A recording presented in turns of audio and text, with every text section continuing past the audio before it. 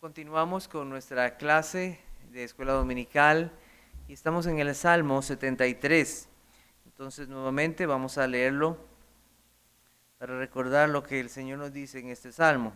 Entonces pueden buscarlo en su Biblia y seguir la lectura. Ciertamente es bueno Dios para con Israel, para con los limpios de corazón. En cuanto a mí, casi se deslizaron mis pies, por poco resbalaron mis pasos, porque tuve envidia de los arrogantes, viendo la prosperidad de los impíos. Porque no tienen congojas por su muerte, pues su vigor está entero. No pasan trabajos como los otros mortales, ni son azotados como los demás hombres. Por tanto, la soberbia los corona, se cubren de vestidos de violencia. Los ojos se les saltan de gordura, logran con creces los antojos del corazón. Se mofan y hablan con maldad de hacer violencia. Hablan con altanería, ponen su boca contra el cielo y su lengua pasea la tierra. Por eso Dios hará volver a su pueblo aquí, y aguas en abundancia serán extraídas para ellos. Y dicen, ¿cómo sabe Dios? ¿Y hay conocimiento en el Altísimo? He aquí estos impíos, sin ser turbados del mundo, alcanzaron riquezas. Verdaderamente en vano he limpiado mi corazón y lavado mis manos en inocencia, pues he sido azotado todo el día y castigado todas las mañanas. Si dijera yo, hablaré como ellos, he aquí a la generación de tus hijos engañaría. Cuando pensé para saber esto, fue duro trabajo para mí, hasta que, entrando en el santuario de Dios, comprendí el fin de ellos. Ciertamente los has puesto en deslizaderos, en asolamientos los harás caer. ¿Cómo han sido asolados de repente? Perecieron, se consumieron de terrores, como sueño del que despierta. Así, Señor, cuando despertares, menospreciarás su apariencia. Se llenó de amargura mi alma, y en mi corazón sentía punzadas. Tan torpe era yo que no entendía. Era como una bestia delante de ti. Con todo, yo siempre estuve contigo. Me tomaste de la mano derecha. Me has guiado según tu consejo, y después me recibirás en gloria. ¿A quién tengo yo en los cielos sino a ti? Y fuera de ti nada deseo en la tierra. Mi carne y mi corazón desfallecen, mas la roca de mi corazón y mi porción es Dios para siempre. Porque aquí los que se alejan de ti perecerán, tú destruirás a todo aquel que de ti se aparta. Pero en cuanto a mí, el acercarme a Dios es el bien. He puesto en Jehová el Señor mi esperanza para contar todas tus obras.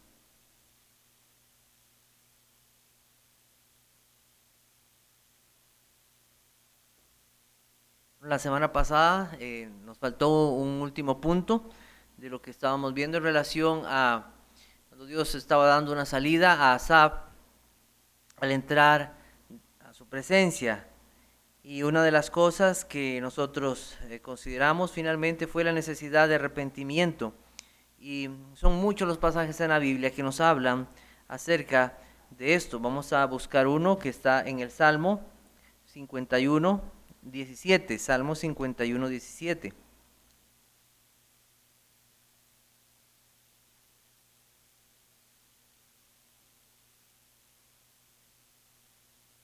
Dice, los sacrificios de Dios son el espíritu quebrantado, al corazón contrito y humillado no despreciarás tú, oh Dios.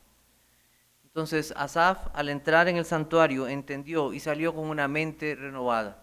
Y es necesario para nosotros, entonces, considerar la importancia de asistir a los cultos regulares.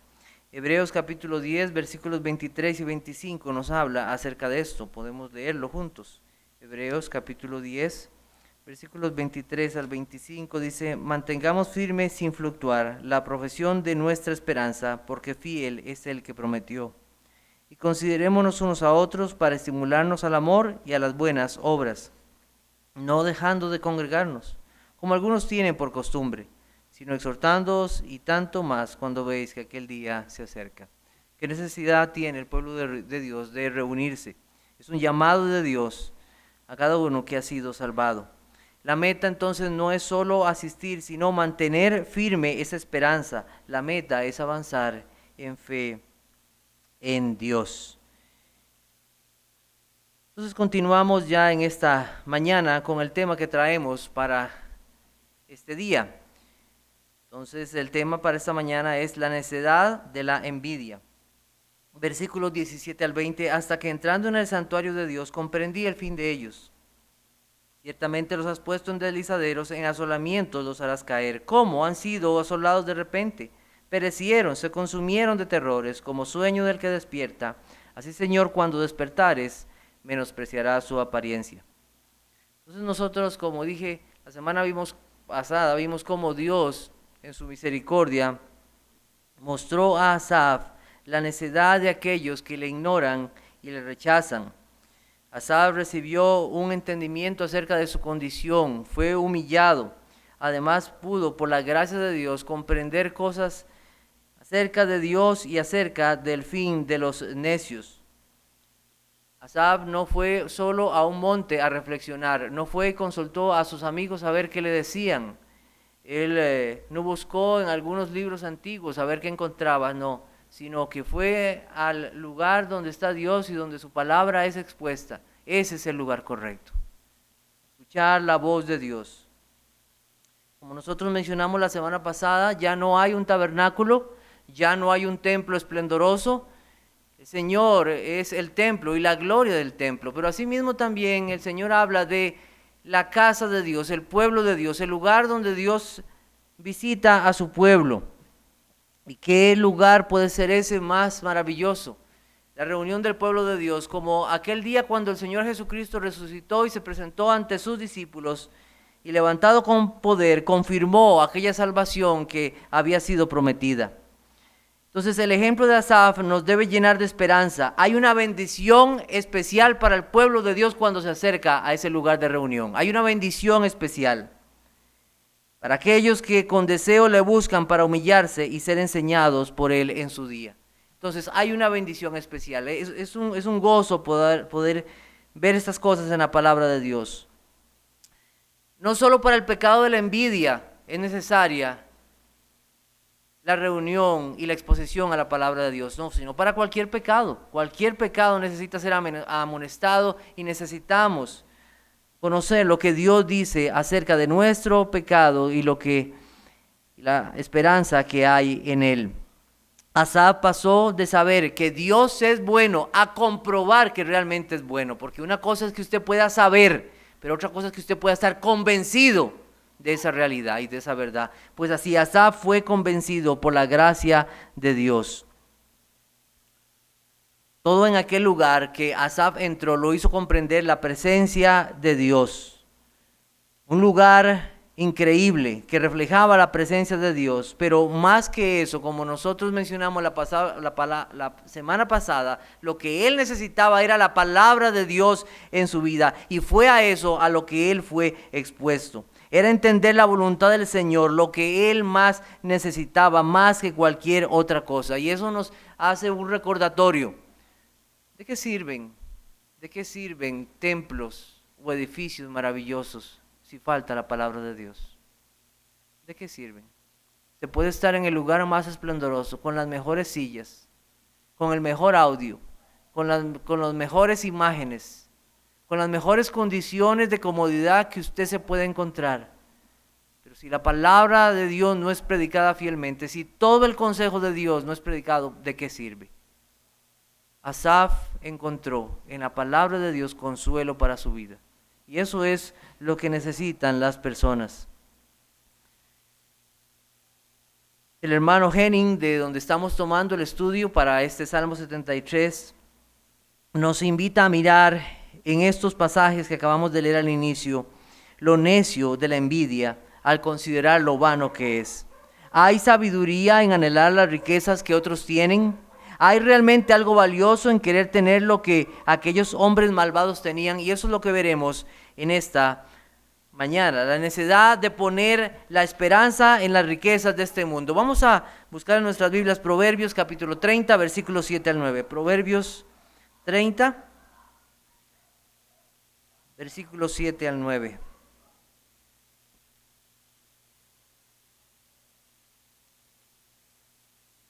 Dice, dos cosas te he demandado.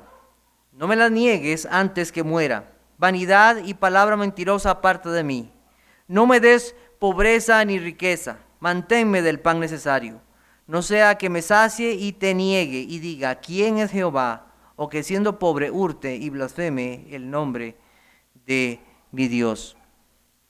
Agur, el hombre que Dios usó para escribir estas palabras, sabía que la vasta mayoría de personas,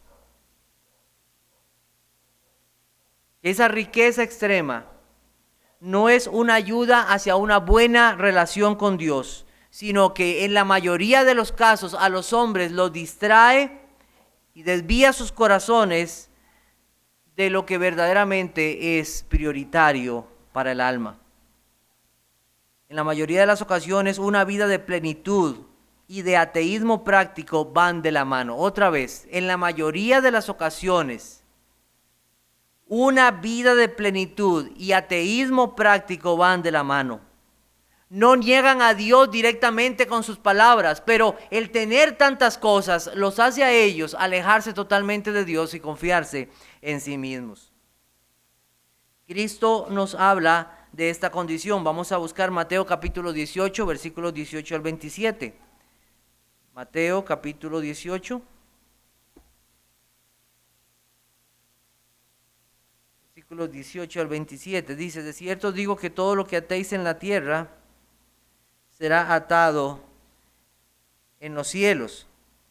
Déjenme ver si estamos en el pasaje correcto.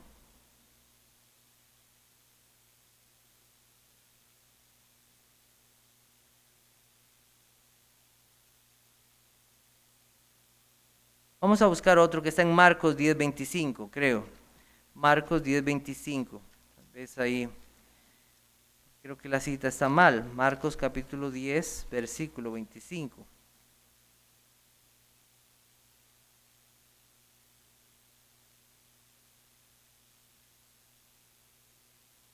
¿Ok? Dice, voy a leer desde el versículo 20.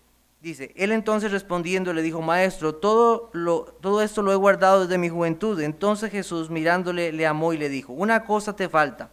Anda, vende todo lo que tienes y dalo a los pobres y tendrás tesoro en el cielo y ven, sigue tomando tu cruz. Pero él afligido por esta palabra se fue triste porque tenía muchas posesiones. Entonces Jesús mirando alrededor dijo a sus discípulos, cuán difícilmente entrará en el reino de Dios los que tienen riquezas.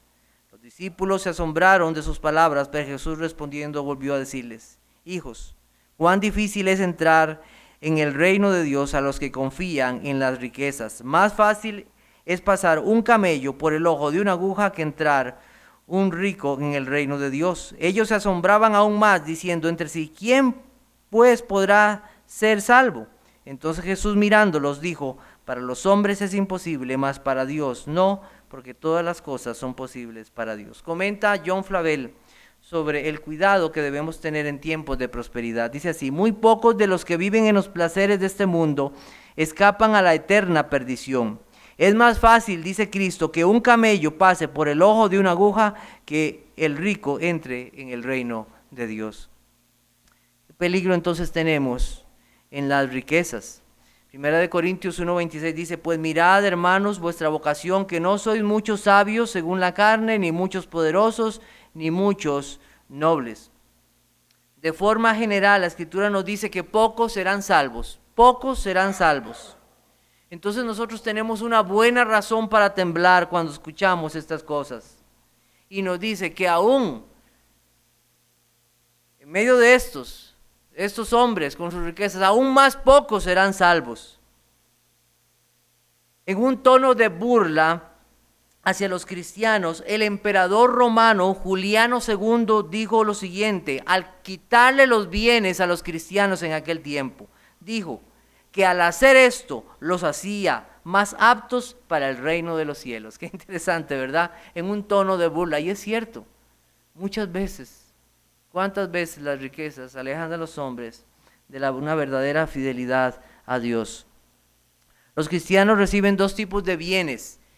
Reciben los bienes permanentes y los bienes temporales. Dios ha asegurado los bienes permanentes. Entonces no dejes que nuestro corazón se preocupe por la pérdida de los bienes temporales. Si Él hubiera apartado su amor y quebrantado su pacto, entonces nosotros teníamos muchas razones para temer y temblar. Pero Dios ha asegurado que los bienes permanentes permanecerán para siempre, porque Cristo lo ha asegurado. Entonces, no debemos de temer y angustiarnos porque los bienes temporales desaparezcan, vayan o vengan. Cuando bien escuchamos a Agur, este hombre, hablar de estas cosas que leímos hace un momento, nosotros debemos que entender que el amor por las riquezas tendrá como fruto olvidarse de Dios. Por lo tanto, es posible que la riqueza y la comodidad sean más bien una maldición que una bendición. ¿Ha considerado usted eso? Que más bien puede hacer que las riquezas, en vez de ser una bendición para su vida, más bien sean un tropiezo. Nosotros sabemos que en sí mismo el dinero no es malo. Es el amor al dinero lo que está mal. Es eso, el problema está en el corazón, más que en otro lugar. Cuando un corazón malvado se une a las riquezas, tendrá resultados terribles. El dinero nos da la falsa ilusión de que nosotros controlamos nuestras vidas. Quiero hacerle una pregunta, ¿qué pasaría con usted en este momento si usted abriera su billetera y la encontrara repleta de billetes de 50,000 colones? ¿Qué pensamientos vendrían a su mente en ese momento? Si usted tuviera esa billetera bien llena de esos billetes moraditos que cuesta ver, ¿qué pensamientos vienen a su vida? ¿Cuán fácil el corazón se desliza por medio de las riquezas?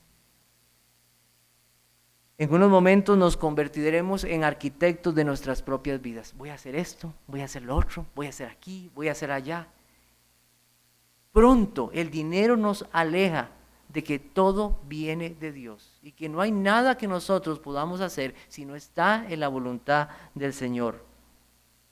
Son pocos los que sabiamente y en temor pueden estar con sus corazones firmes en Dios y al mismo tiempo humildes y agradecidos de cómo usar grandes abundancias para servir a Dios por medio de eso. Ese dinero en las manos de los impíos fueron un deslizadero. ¿Se ha parado usted en una roca, en un río? De esas que son así lisas y usted pone el pie y resbala. Pues esa es esa misma idea. Rápidamente el dinero puede hacer en nuestras vidas algo terrible. Para esos hombres fue un deslizadero. En lugar de ser algo firme, algo de gran fortuna y felicidad, ahora Asaf entiende que más bien las riquezas en las manos de esos hombres impíos fueron algo de tropiezo para su vida. Fueron para ellos la puerta para alejarse aún más de Dios y confiar en ellos mismos. ¿Quieres tú lo mismo para tu vida? ¿Quieres tú lo mismo para tu vida? Debemos con temor ver las riquezas como un medio de felicidad, sino más bien, que puede ser más bien un medio para la ruina. Dios puso a estos hombres en un lugar de resbaladizo y Asaf estaba envidiando esa condición, pero ahora, por la gracia de Dios, él ha entendido. La luz vino a su corazón, la luz vino a su mente. Como lo dije hace un momento, el dinero en sí mismo no es malo. El amor al dinero y las riquezas. Dios ha dado riquezas a muchos hombres y aún hombres cristianos. Gracias a Dios que toda la riqueza, como decía un pastor de este mundo, no está en los impíos. Muchos de esos hombres ricos a quien Dios ha puesto su dinero han usado ese dinero para el avance del ministerio, para la obra del evangelio, para que puedan dar con liberalidad, que muy pocos tienen, ¿verdad? Ese don de dar con alegría, de dar con gozo, ayudar a pastores. Pero también es una realidad que son pocos los que pueden mantenerse humildes si aún perdieran esas riquezas, confiando en Dios. Son muy pocos. Entonces, ¿qué cuidado debemos de tener de las riquezas? Nosotros tenemos ejemplos de hombres en la Biblia que fueron así. Nosotros recordamos las predicaciones de nuestro pastor Ronnie cuando dio el libro de Esther. ¿Recuerdan a un hombre rico ahí y malvado? ¿Recuerdan a ese hombre? Amán, un hombre poderoso, políticamente poderoso, un hombre también adinerado, un hombre con gran influencia, una autoconfianza en sí mismo. Un hombre que decía, yo puedo hacer esto y puedo hacer lo otro y puedo hacer aquí y allá. Él pensaba que tenía control de todo. Sentarse a la mesa del rey, comer con el rey, hacer grandes cosas. Pero en un momento toda esa riqueza, toda esa fama, todo eso que él tenía como algo seguro se convirtió en un deslizadero. Prontamente, aquella horca que él había preparado para Mardoqueo se volvió su muerte. ¿Cuán rápido cambia la condición del impío? Su confianza se vuelve en nada. ¿Quién hubiera deseado en ese momento de la horca sus riquezas y su fama y su gloria? Nadie.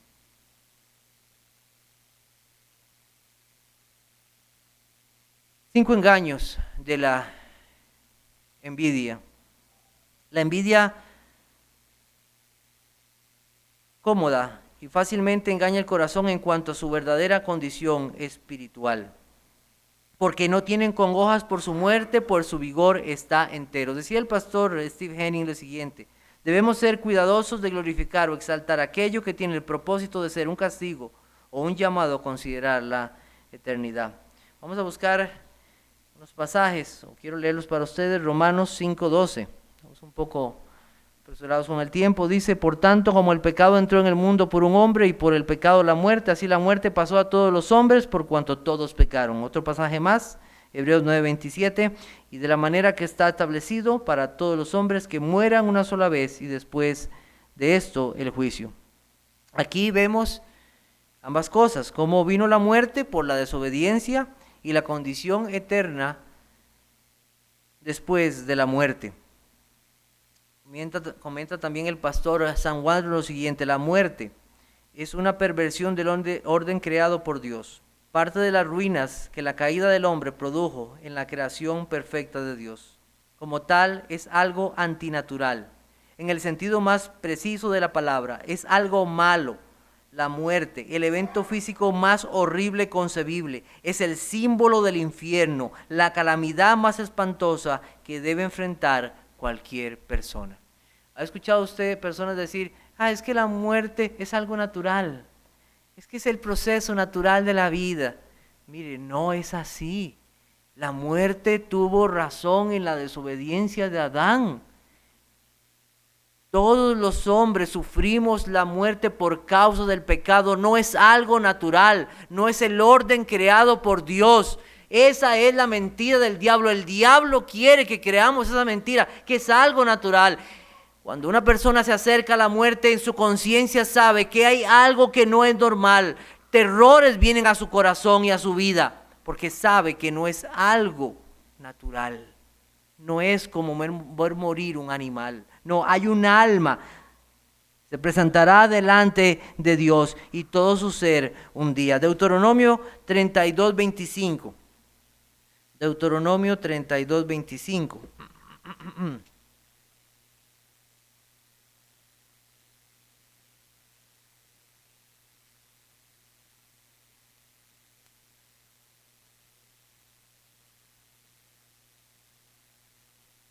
32:35, disculpe. Mía es la venganza y la retribución. A su tiempo su pie resbalará, porque el día de su aflicción está cercano y lo que les está preparado se apresurará. Muchos son los que valientemente dicen: yo me enfrento a la muerte sin ningún temor. ¿Ha escuchado usted personas así? Yo no tengo temor a la muerte.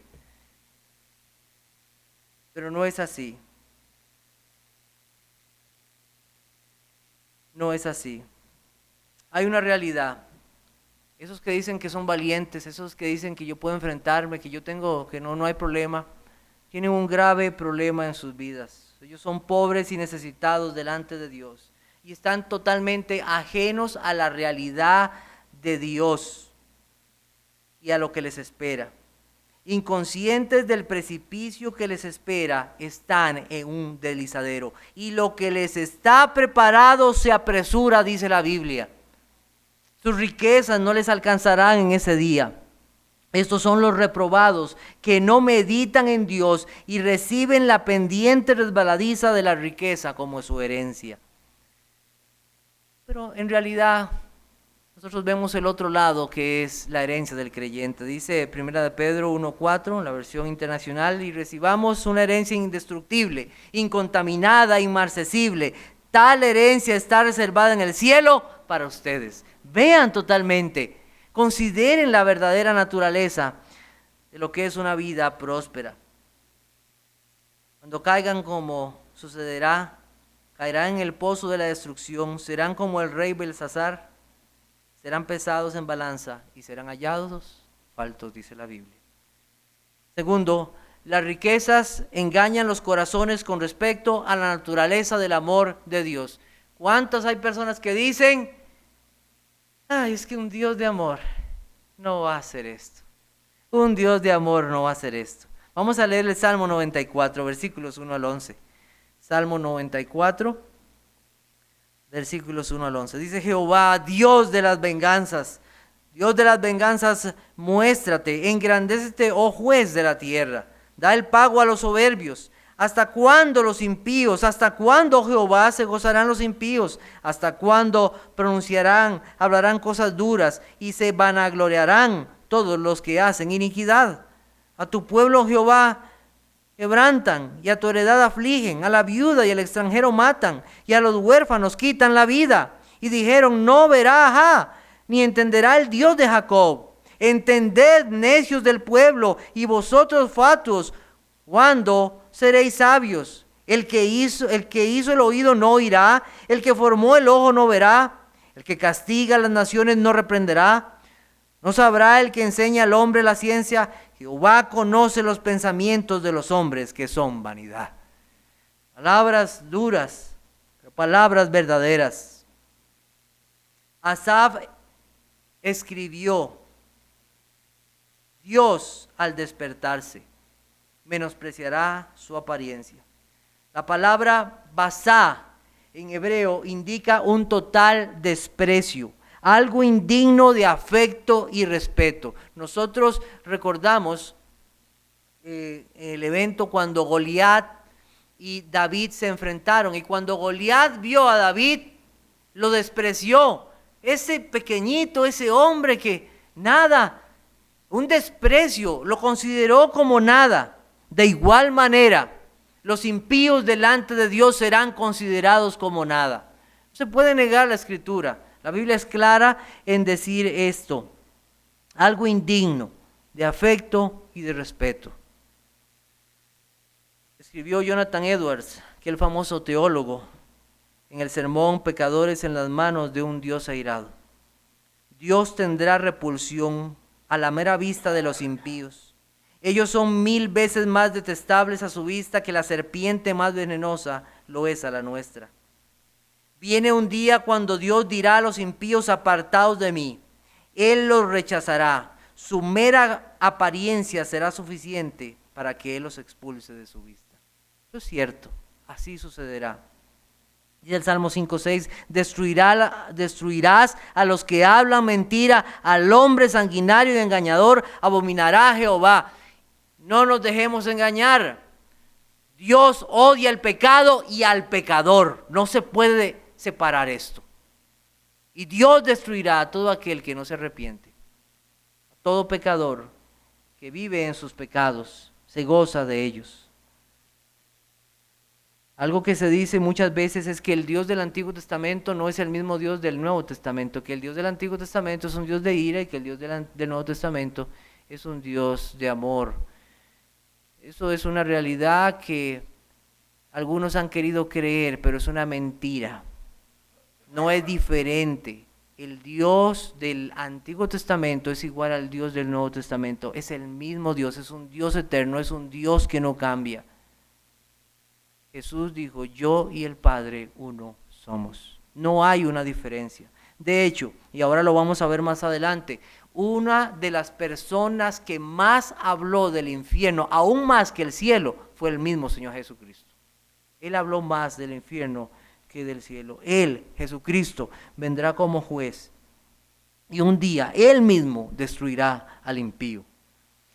Punto 3. La vida fácil engaña al corazón en cuanto al valor precioso del tiempo. Dice el Salmo 49:11, su íntimo pensamiento es que sus casas serán eternas y sus habitaciones para generación en generación dan sus nombres a sus tierras. Mire, yo no tengo ningún problema que a su casa usted le ponga la hermosa o a su finca le ponga. Recuerdo una finca de un amigo en Turrialba que decía en la entrada 0 estrés, así le puse a mi finca. Ahí encontraba él su reposo, pero al final solamente la vas a disfrutar por un tiempo, porque el dueño, el acreedor es Dios. Dios al final es dueño de todas las cosas. Y las personas piensan que las cosas que tienen les serán eternas. No es así. Deja por un tiempo tu ropa en un armario y verás cómo la polilla pronto hará su estrago. Mira cómo prontamente los metales son corroídos. Mira cómo prontamente viene la enfermedad a tu vida. Nada. Y la gente cree que el dinero puede hacer que sus cosas hagan extender su tiempo. Hay gente que dice que el dinero es tiempo y el tiempo es dinero. La riqueza nos permite creer que podemos determinar nuestros horarios. Ahora con plata yo puedo hacer esto, aquí, allá, lo otro, puedo moverme para aquí, puedo hacer esto, comprar allá. La gente piensa que con el dinero pueden comprar el tiempo y hacer lo que quieran. Y dedicar las cosas a lo que ellos quieran. Pueden pagar por una mejor atención médica. Y así pueden creer que pueden extender su vida. Asaf utiliza una interesante metáfora en relación a Dios y el tiempo, como sueño del que despierta. La Biblia dice en el Salmo 121, versículo 4, he aquí no se adormecerá ni dormirá el que guarda a Israel. Dios no duerme. Pero Asaf usa una metáfora para hablar acerca del tiempo y acerca de Dios, en comparación a lo que estos hombres impíos piensan que nada va a pasar, que el tiempo pasa, que hacen todo y nada va a pasar. No es así. Dios no duerme. Dios ve lo que ellos hacen y su tiempo llegará. Asaf usa esta comparación al ser humano en relación a que Dios no pasa por alto su juicio a los pecadores y es algo inminente. Usted está durmiendo y en un momento se despierta de un sueño, volvió a la realidad. Es la misma idea. Dios vendrá, Dios tratará con ellos y verás realmente lo que es el juicio de Dios. Así la realidad para el impío es que Dios traerá a juicio su vida delante de él en cualquier momento, como el sueño del que despierta. Ahora vivo en la realidad, aquellos horas de un sueño. Pues así va a pasar. Lo que tienes es un sueño y verás lo que es la realidad. El tiempo está en las manos de Dios. Para no hacer muy largo este relato, pero nosotros recordamos, solo voy a leer un pasaje que está en Lucas capítulo 12. Y ahí tenemos la enseñanza del rico insensato. Y nosotros recordaremos cómo el Señor llamó a este hombre un hombre realmente insensato. En el versículo 19 dice, y diré a mi alma, muchos bienes tienes guardados para muchos años, repósate, come, bebe, regocíjate. Pero Dios le dijo, necio, esta noche vienen a pedirte tu alma, y lo que has provisto, ¿de quién será? Necio. El Señor no le llamó sabio, no le llamó inteligente por esas riquezas. Él pensó que con sus riquezas podía manejar el tiempo y no fue así. Dios es dueño del tiempo. Las riquezas muchas veces hacen pensar a los hombres que son dueños de su tiempo. Dios se levanta de su lecho, levanta su paciencia y longanimidad y no habrá más esperanza para ellos. Punto 4. Las riquezas engañan a los injustos en cuanto al valor de Cristo y la belleza del cielo, a quien amáis sin haberle visto, en quien creyendo, aunque ahora no lo veáis, os alegráis con gozo inefable y glorioso. Hebreos 11, 24 al 26. Por la fe Moisés, hecho ya grande, rehusó llamarse hijo de la hija de Faraón, escogiendo antes ser maltratado con el pueblo de Dios, y gozar de los bienes gozar de los deleites temporales del pecado, teniendo por mayores riquezas el vituperio de Cristo que los tesoros de los egipcios, porque tenía puesta la mirada en el galardón. El creyente no solamente puede decir que Dios es bueno, sino afirmar confiadamente que Dios es bueno. Eso no es un asunto solamente de comida, de trabajo o de salud. Cristo es bueno porque ha hecho bien a mi alma. Él es mi Salvador. El impío no tiene ningún anhelo por el cielo. Su cielo está aquí. No puede decir como nosotros acabamos de ser. No puede ser como dice Moisés. O como todos aquellos creyentes. 1 Pedro 1:19 dice, sino con la sangre preciosa de Cristo, como de un cordero sin mancha y sin contaminación. Esa es una verdadera riqueza. La sangre preciosa de Cristo. Decía Jonathan Edwards, si nuestras vidas no son un viaje hacia el cielo, entonces son un viaje hacia el infierno. Le pregunto, ¿cómo es su vida? ¿En qué está poniendo sus anhelos? ¿Realmente usted aprecia a Cristo, el Evangelio y lo glorioso de Él? ¿Ve en Él una belleza? ¿Ve en Él una belleza? ¿O sus anhelos están en las cosas de esta vida? Oh, quiera Dios darnos cada vez un mayor entendimiento de lo glorioso del Evangelio de nuestro Señor Jesucristo, de la belleza de Cristo, de su resurrección, del poder para vencer el pecado, de la limpieza de los pecados, de una nueva vida en Cristo, que el Señor nos dé un ánimo renovado para ver lo verdaderamente valioso y no las cosas de esta vida. Dice, ciertamente aún estimo todas las cosas como pérdida, por la excelencia del conocimiento de Cristo Jesús, mi Señor, por amor del cual lo he perdido todo y lo tengo por basura para ganar a Cristo. Palabras maravillosas. Que el Señor nos dé un espíritu así. Realmente lo valioso de Cristo, lo valioso del Evangelio. No todo será comido por polillas, no todo será oxidado, no todo se perderá. El que hace la voluntad de Dios permanecerá para siempre. Eso es una verdad para el cristiano.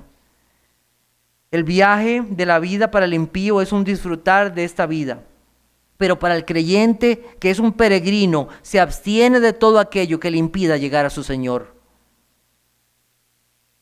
Amados, yo os ruego como a extranjeros y peregrinos que os abstengáis de los deseos carnales que batallan contra el alma. 1 Pedro 2:11. Hay que batallar contra el pecado de la envidia, contra ese pecado que hace que en las mañanas salgamos a la cochera o al frente de nuestra casa y volvamos a ver al lado y veamos, ay, cómo deseo la casa de mi vecino, cómo deseo el carro de mi vecino.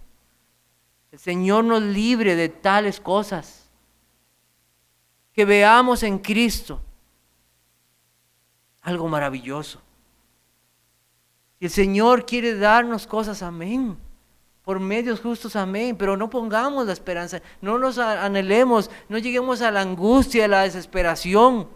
Veamos en el Salmo 73 un ejemplo para nuestra vida y una salida al pecado de la envidia. Consideremos lo maravilloso que es Cristo para el creyente. Finalmente, las riquezas engañan al impío con respecto a la furia del juez del universo. Los aniquilacionistas, como los adventistas, los del amanecer milenario y aún los testigos de Jehová, niegan la idea de un castigo eterno. Piensan que todo aquí termina en esta vida. Todo aquí termina. Aquí ya no hay más. Mucho de esto es alimentado por el evolucionismo, que dice que como no hay un creador, usted no tiene que dar cuenta al creador y al final pues no hay un juicio y no hay nada, no hay ningún temor. Un peligro, ¿verdad? Y en esto. Decía Asaf, como han sido asolados de repente, perecieron, se consumieron de terrores. Esta enseñanza es una mentira del diablo, una aniquilación total. Eso es una mentira del diablo y es alimentada por la mentira del evolucionismo. Las riquezas engañan entonces al impío con respecto al Dios y juez. Muy rápidamente,